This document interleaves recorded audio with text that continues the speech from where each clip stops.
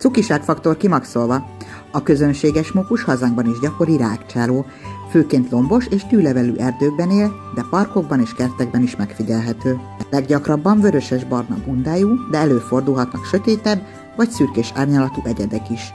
Télen a bundája sűrűbbé és világosabbá válhat. Mondjuk ezért pont nem, de itt jön egy másik.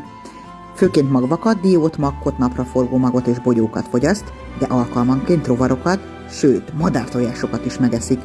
Télen nem alszik valódi téli álmot, hanem felhalmozott készleteiből táplálkozik. Hazánkban védett, természetvédelmi értéke 25 000 forint.